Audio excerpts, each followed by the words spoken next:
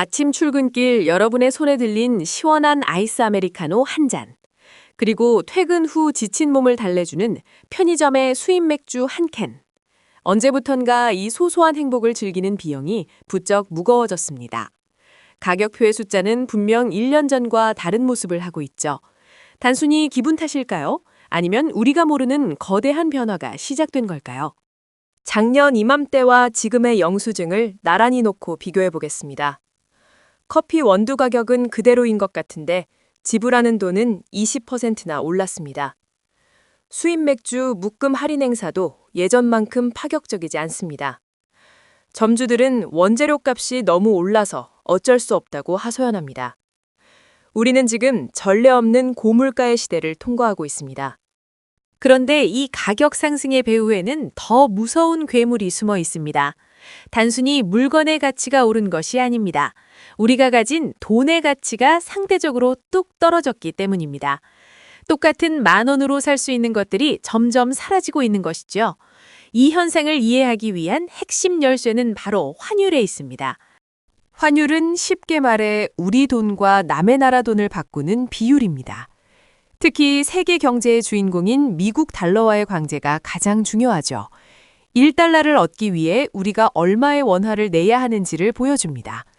지금은 그 가격이 과거보다 훨씬 더 비싸진 상황입니다. 우리는 이것을 환율 상승 또는 원화 가치 하락이라 부릅니다. 전 세계 경제 뉴스에서는 연일 킹달러라는 용어를 쏟아냅니다. 달러가 마치 왕처럼 군림하며 다른 화폐들을 압도한다는 뜻입니다. 원화뿐만 아니라 엔화, 유로화까지 달러 앞에선 추풍낙엽입니다. 전 세계의 모든 자금이 블랙홀처럼 미국으로 빨려 들어가고 있습니다. 도대체 왜 달러는 이토록 강력한 힘을 갖게 된 걸까요? 이 거대한 흐름의 중심에는 미 연방준비제도, 즉 연준이 있습니다. 세계 경제의 중앙은행이라 불리는 그들이 움직이기 시작한 겁니다. 연준은 최근 유례를 찾아보기 힘들 정도로 빠르게 금리를 올렸습니다. 이른바 자이언트 스텝을 밟으며 돈줄을 죄기 시작한 것이죠. 그들이 금리를 올리자 전 세계의 돈의 흐름이 뒤바뀌었습니다. 연준이 비난을 감수하면서까지 금리를 올리는 이유는 명확합니다. 바로 통제 불능 상태에 빠진 인플레이션이라는 불길을 잡기 위해서죠. 시장에 너무 많이 풀린 돈을 회수해 물가를 안정시키려는 전략입니다. 금리가 오르면 대출은 줄고 저축은 늘어나 돈의 가치가 귀해집니다. 결국 달러의 몸값이 높아지는 것은 예정된 수순이었습니다. 문제는 미국이 금리를 올리는 속도를 한국이 따라가기 벅차다는 점입니다. 결국 미국 금리가 한국 금리보다 더 높아지는 역전 현상이 일어났습니다. 경제학의 대원칙 중 하나는 돈은 이자가 높은 곳으로 흐른다입니다. 투자자들 입장에서 한국보다 미국의 돈을 맡기는 게 더 이득이 된 거죠. 이때부터 한국 시장에서 거대한 자본 이탈의 조짐이 보이기 시작합니다. 한국 주식과 채권을 가지고 있던 외국인들이 매도 버튼을 누릅니다. 그들이 원화를 팔고 달러로 바꿔서 미국으로 떠나기 때문입니다. 시장에는 원화가 넘쳐나고 달러를 찾는 수요는 폭증하게 됩니다. 수요와 공급의 법칙에 따라 달러의 가격은 천정부지로 치솟습니다. 우리가 뉴스에서 매일 보는 환율 급등의 실체가 바로 이것입니다. 결국 1달러를 사기 위해 내야 하는 원화가 1,300원을 넘어 1,400원까지 논봅니다. 우리 돈의 구매력이 그만큼 약해졌다는 서글픈 신호입니다.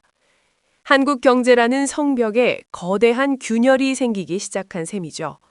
이 현상은 단순히 숫자의 변화로 끝나지 않습니다. 이제 우리 일상을 뒤흔들 본격적인 후폭풍이 몰려오고 있습니다. 이 거대한 흐름의 중심에는 미국 연방준비제도가 있습니다. 세계 경제의 심장부에서 아주 중요한 결정이 내려졌죠. 전 세계로 흘러가던 달러의 방향이 바뀌는 순간입니다. 미국은 왜 이런 과감한 선택을 해야만 했을까요? 그 시작은 통제 불능으로 치닫던 인플레이션이었습니다. 미국의 물가가 수십 년 만에 최고치로 폭등했습니다. 식료품부터 기름값까지 안 오른 것이 없을 정도였죠. 연준은 이를 잠재우기 위해 강력한 칼을 뽑아들었습니다. 바로 기준금리를 아주 가파르게 올리기 시작한 겁니다. 시장에 돈줄을 쬐어 물가 상승의 불길을 잡으려 했습니다. 미국 금리가 오르자 달러는 세상에서 가장 귀한 몸이 됩니다. 전 세계 모든 통화를 압도하는 강력한 힘을 갖게 된 거죠. 이 현상을 우리는 시장에서 킹달러라고 부르기 시작했습니다. 달러의 가치가 오를수록 다른 나라 돈은 초라해졌습니다. 글로벌 경제 질서가 달러 중심으로 급격히 재편된 것입니다. 이제 우리나라 상황을 한번 자세히 들여다볼까요? 보통은 한국 금리가 미국보다 높은 것이 정상적이었습니다. 그래야 외국인 투자자들이 한국 시장의 매력을 느끼니까요. 하지만 미국의 속도가 너무 빨라 상황은 반전되었습니다. 양국의 금리 격차는 갈수록 좁혀지더니 결국 뒤집혔습니다. 역사적인 금리 역전 현상이 현실로 다가온 것입니다. 미국이 한국보다 이자를 더 많이 주는 초유의 상황이죠. 안전한 미국이 이자도 더 준다니 투자자들은 고민합니다. 이제 굳이 위험을 무릅쓰고 한국에 머물 이유가 적어진 거죠. 우리 경제계에는 거대한 위기감이 소리 없이 퍼져나갔습니다. 원래 돈이란 생물처럼 수익이 높은 곳을 향해 움직입니다. 낮은 곳에서 높은 곳으로 흐르는 것은 자본의 본능이죠. 전 세계의 거대 자금들이 일제히 이동을 시작했습니다. 그들의 목적지는 명확했습니다. 금리가 가장 높은 미국입니다. 국경을 넘나드는 거대한 돈의 대이동이 포착된 셈입니다. 한국 시장에 머물던 외국인 자금들이 썰물처럼 빠져나갑니다. 공들여 샀던 주식과 채권을 팔아 현금화하기 시작한 것이죠. 시장에는 불안감이 안개처럼 자욱하게 깔리기 시작했습니다. 코스피와 코스닥 지수는 연일 휘청거리며 약세를 보였습니다. 빠져나가는 거대 자본을 붙잡을 명분이 부족한 실정이었습니다. 자금을 빼내려면 먼저 원화를 팔고 달러로 바꿔야 합니다. 외환 시장에는 원화를 팔려는 사람만 가득해졌습니다. 반대로 달러를 타려는 수요는 그야말로 한이를 찔렀죠. 사려는 사람은 많은데 팔려는 달러가 부족한 상황입니다.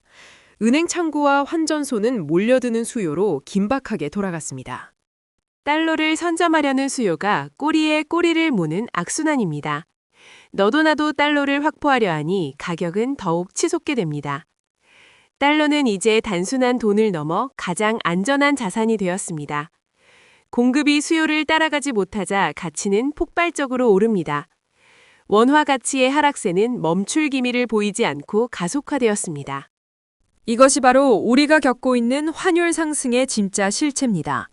1달러를 얻기 위해 이제는 더 많은 원화를 지불해야 합니다. 우리 원화의 힘이 약해질수록 국가 경제는 고달파집니다. 전광판의 숫자가 올라갈수록 서민들의 한숨도 깊어지게 되죠. 과연 이 높은 환율은 우리의 실제 삶을 어떻게 뒤흔들까요? 한국 경제의 가장 큰 아킬레스건은 무엇일까요? 바로 에너지와 원자재의 높은 대외 의존도입니다. 우리는 필요한 거의 모든 자원을 밖에서 사옵니다. 문제는 이 모든 거래가 달러로 이루어진다는 점이죠. 달러 가치가 오르면 수입 비용은 즉시 폭등합니다. 가장 먼저 타격을 입는 곳은 에너지 분야입니다. 국제유가가 그대로여도 환율이 오르면 비싸집니다. 원화로 지불해야 할 기름값이 늘어나기 때문입니다. 천연가스와 석탄 수입 가격도 예외는 아닙니다.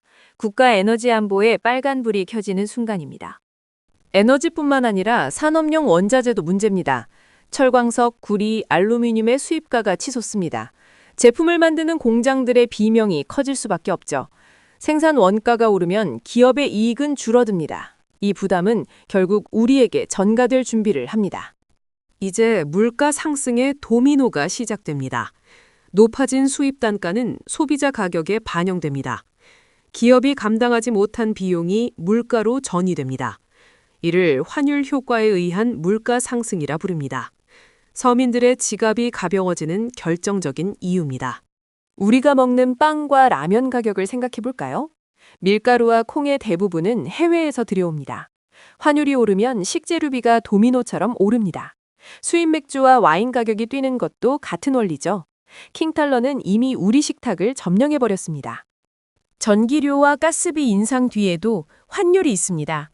발전용 연료를 비싸게 사오니 요금도 오릅니다.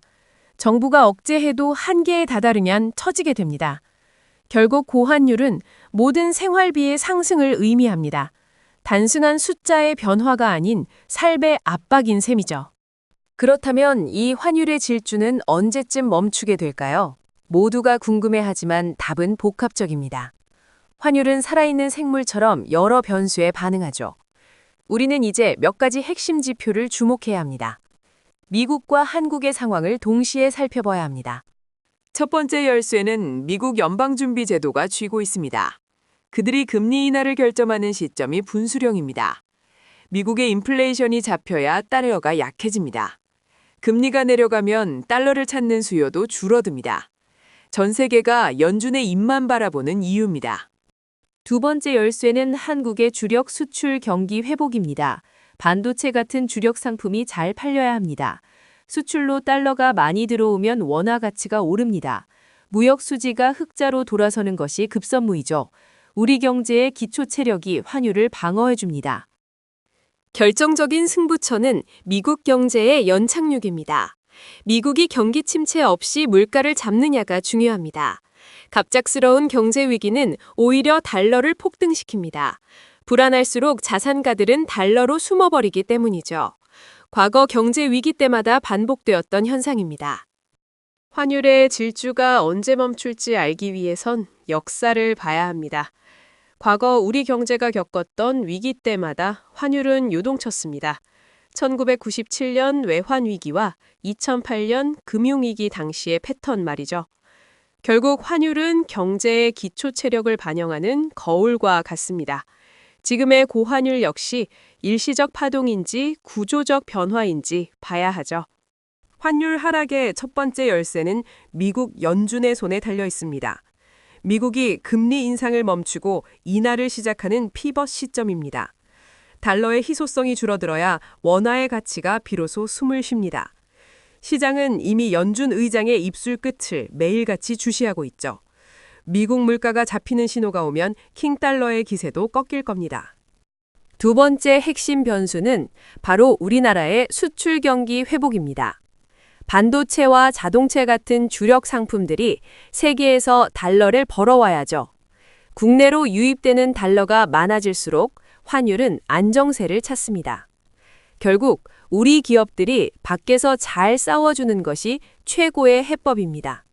수출 흑자가 지속된다면 고환율의 파고를 넘기는 훨씬 수월해지죠. 그렇다면 우리 같은 개인은 이 시기에 어떻게 대응해야 할까요? 가장 중요한 것은 자산의 포트폴리오를 다각화하는 습관입니다. 원화 자산에만 몰빵하는 것은 변동성 앞에 무방비한 상태입니다. 달러 자산을 일정 부분 보유하는 것만으로도 훌륭한 보험이 되죠. 위기가 왔을 때 가치가 오르는 자산의 힘을 기억해야 합니다. 달러 투자가 거창한 것은 아닙니다. 외화 통장부터 시작하세요. 환율이 낮을 때 조금씩 달러를 모아두는 분할 매수가 핵심입니다. 이렇게 모은 달러는 나중에 해외 주식 투자에도 활용할 수 있죠. 환차익뿐만 아니라 자산의 안정성을 지키는 든든한 버팀목입니다. 부자들은 환율이 낮을 때 조용히 달러 쇼핑을 즐긴다는 사실을요. 국가적으로도 우리는 경제의 기초 체력을 더 키워야 합니다. 외환 보유고를 넉넉히 쌓아 외부 충격에 대비하는 것이 기본이죠. 에너지 의존도를 낮추고 산업 경쟁력을 높이는 근본적 대책입니다. 환율이라는 파도에 휩쓸리지 않으려면 배 자체가 튼튼해야 합니다. 정부와 민간이 함께 경제의 구조적 한계를 돌파해야 할 때입니다. 대한민국은 언제나 위기를 기회로 바꿔온 저력이 있습니다. 환율 위기 때마다 체질 개선을 통해 더 강한 기업들이 태어났죠. 지금의 고환율 역시 혁신을 위한 뼈아픈 예방주사일 수 있습니다. 수입에 의존하던 기술을 국산화하고 새로운 시장을 개척하는 계기죠. 공포에 질리기보다 이 변화의 흐름을 어떻게 탈지 고민해야 합니다. 결국 환율은 한 국가의 경쟁력을 보여주는 실시간 점수표입니다. 단순히 돈의 가격이 아니라 그 나라에 대한 신뢰의 총합이죠. 우리가 세계 시장에서 더 매력적인 나라가 된다면 환율은 내립니다. 환율의 숫자의 일희일비하기보다 그 이면의 실력을 봐야 하는 이유죠. 돈의 가치는 결국 그 돈을 쓰는 사람들의 가치와 연결되어 있습니다. 변동성의 시대. 여러분의 가장 안전한 자산은 바로 지식입니다. 환율이 왜 오르는지 이해하는 것만으로도 막연한 공포는 사라집니다. 세상의 흐름을 읽는 눈을 가질 때 비로소 기회를 잡을 수 있죠. 오늘 우리가 나눈 이야기가 여러분의 자산을 지키는 방패가 되길 바랍니다. 공부는 시장이 흔들릴 때 시작하는 것이 아니라 늘 계속되어야 합니다. 자, 이제 다시 마주한 수입 커피와 맥주 가격이 다르게 보이나요? 킹달러의 습격은 누군가에겐 위기지만 누군가에겐 절호의 기회입니다. 여러분은 이 거대한 환율의 파도 위에서 어떤 선택을 하시겠습니까? 오늘의 인사이트가 유익했다면 구독과 좋아요로 함께해 주시기 바랍니다. 여러분의 경제적 자유를 응원하며 다음 더 깊이 있는 이야기로 오겠습니다.